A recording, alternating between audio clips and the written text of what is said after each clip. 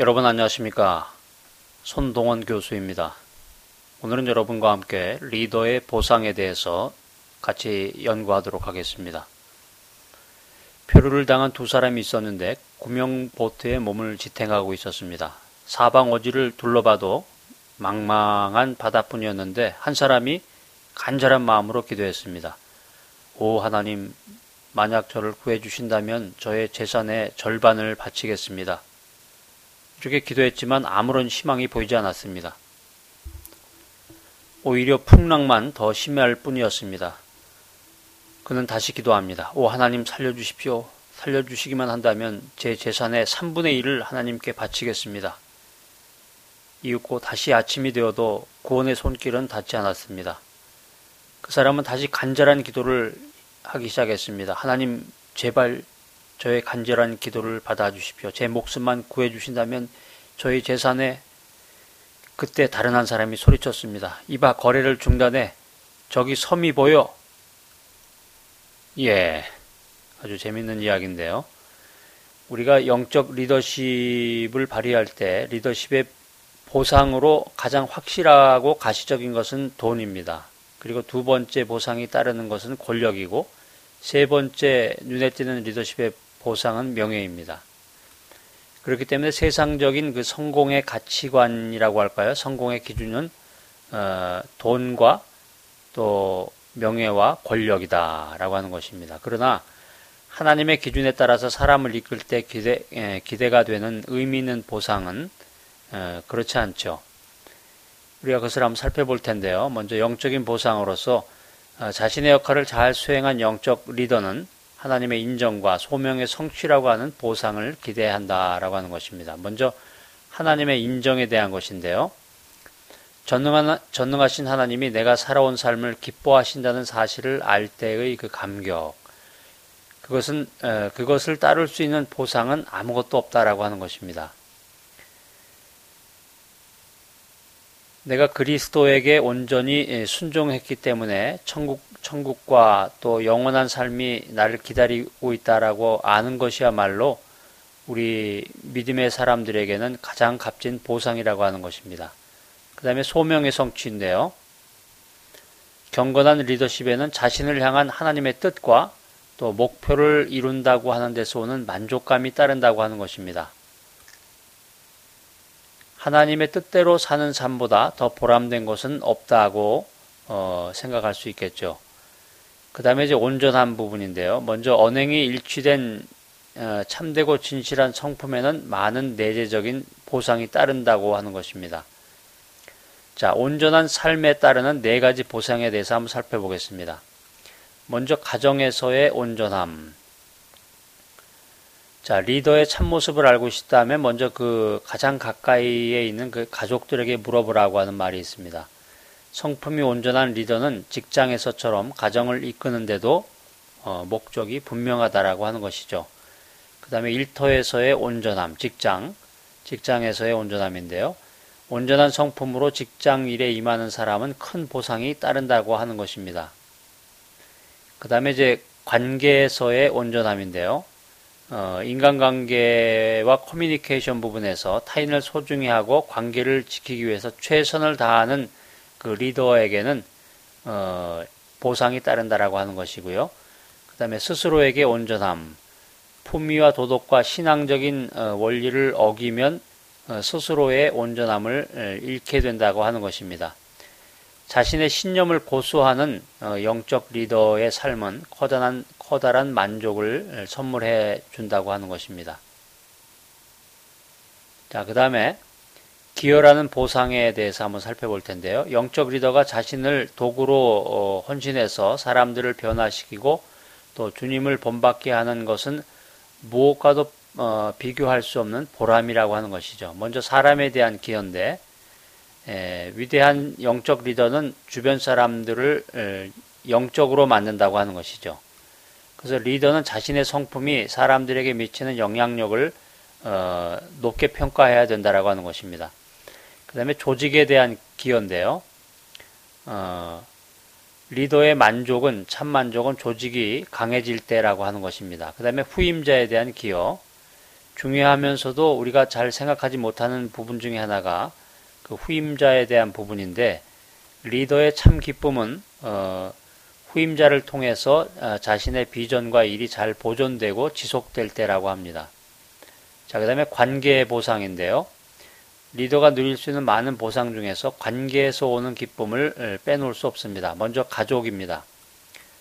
가정에 대한 리더십의 보상은 수고한 노력에 정비례합니다. 가족들이 순전함을 지키고 믿음 안에서 생활할 때 리더는 기쁨과 만족이라고 하는 커다란 선물을 받는다라고 하는 것입니다. 자, 그 다음에 친구에 대한 것인데, 친밀한 우정은 리더가 바랄 수 있는 아주 큰 보상이라고 하는 것이죠.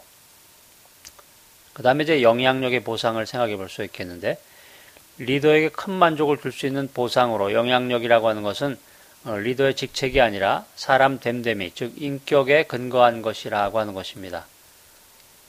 자, 우리가 영적 리더로서 리더의 보상을 바라야 되는데, 영적 리더십은 고귀한 것이지만 하나님이 맡겨주셔야 가능하다라고 하는 것입니다. 사람의 꾀로 불가능한 것이죠.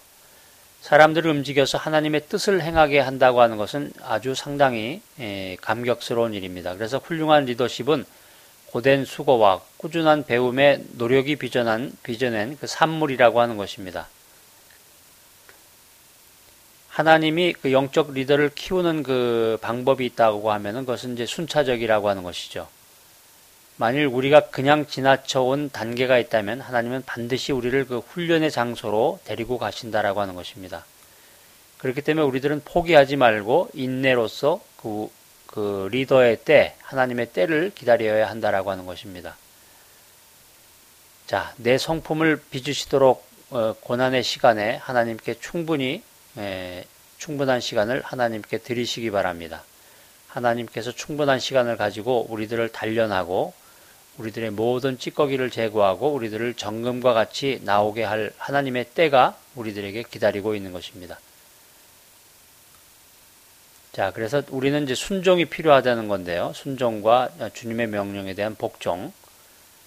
자, 그래서 이제 사도 바울이 이런 말을 했습니다. 디모데 후서에 나오는 말씀인데, 내가 선한 싸움을 싸우고 나의 달려갈 길을 마치고 믿음을 지켰으니 이제 후로는 나를 위하여 의의 면류관이 예비되었으므로 의로우신 재판장이 그날에 내게 주실 것이니 내게만 아니라 주의 나타나심을 사모하는 모든 자에게니라. 디모데후서 4장 7절로 8절 말씀인데요. 자신의 역할을 잘 수행한 영적 리더는 하나님의 인정과 소명의 성취라고 하는 보상을 기대한다고 하는 것입니다. 전능하신 하나님이 내가 살아온 삶을 기뻐하신다는 사실을 알 때의 그 감격과 기쁨을 따를 수 있는 그런 보상은 다른 데서 찾아볼 수 없다고 하는 것입니다. 우리가 성경에 보면 하나님의 복을 받은 사람들이 많이 나오는데 그 욥의 이야기도 나오죠. 자신의 의로운 삶으로 하나님께 영광을 돌렸다는 것이고요. 그 다음에 다니엘은 순전한 품행으로 큰 은총을 받았다. 제사장의 아내 엘리사벳은 하나님 앞에 의인으로서 은총을 입었다라는 구절들이 성경에 등장하고 있습니다. 또 젊은 여인 마리아도 도덕적인 순결로 하나님의 칭찬을 입었다고 누가복음에 보면 이제 성경에 기록되어 있는데요. 자, 그래서 이제 사도 바울은 그리스도의 심판이라고 하는 준엄한 현실을 늘 의식하고 생각하면서 살았기 때문에 당당히 죽음을 맞이할 수 있었다라고 하는 것입니다.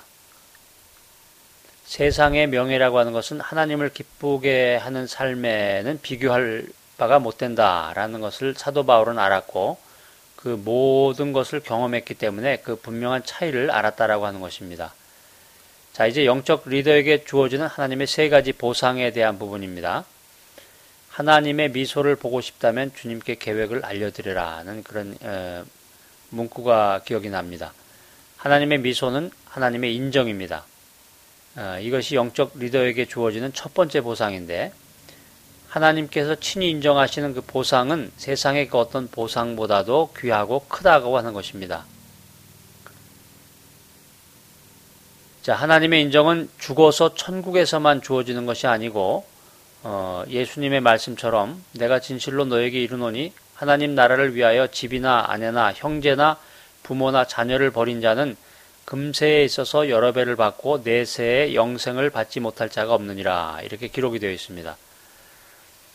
자, 그렇다고 해서 우리가 집이나 가족들을 소홀히 하려는 얘기가 아니고 내 집보다 하나님의 영광을 위해서 살라는 말이죠. 우선순위를 하나님께 두고 우리의 삶의 우선순위를 하늘나라에 두라고 하는 그런 말씀입니다. 그 다음에 이제 두 번째는 만족감인데요. 영적 지도자에게 하나님의 사명을 이룬 데 대한 엄청난 만족감이 뒤따른다라고 하는 것입니다.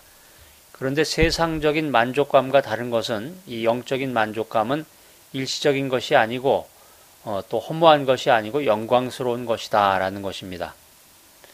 영적 지도자였던 무디는 죽음을 앞두고 이렇게 얘기했습니다. 이 땅은 물러가고 천국이 내 앞에 열린다. 이것이 죽음이라면 너무나 달콤하다. 하나님이 나를 부르고 계시니 가야 한다. 나를 붙잡지 말라. 아픔도 없고 골짜기도 없고 그저 황홀한 기쁨뿐이다. 그렇습니다. 인생의 목표를 성취했다면 우리가 죽을 때 우리의 마지막에 위안이 있습니다. 자, 세 번째는 이제 잠재력의 극대화인데요. 사람들에게 하나님이 누구에게나 다 능력을 주셨는데 사람들은 그 달란트를 땅에 묻어버리는 사람과 같은 태도를 취하게 됩니다. 그런데 우리가 하나님의 영광을 위해서 이웃의 유익을 위해서 우리의 능력을 사용하면 우리는 무한한 잠재력을 체험하고 또 놀라운 그 결과에 우리가 스스로 놀랄 것이라는 것입니다. 물고기 2마리와 5개의 떡으로 5,000명을 먹이고도 남기는 그 기적의 현장 가운데 우리가 서 있게 된다고 하는 것입니다. 여러분들도 하나님이 은혜를 베푸시는 영적인 리더가 되어서 또 영적 리더로서의 그 보상을 만끽하는 여러분 모두가 되시기를 바랍니다.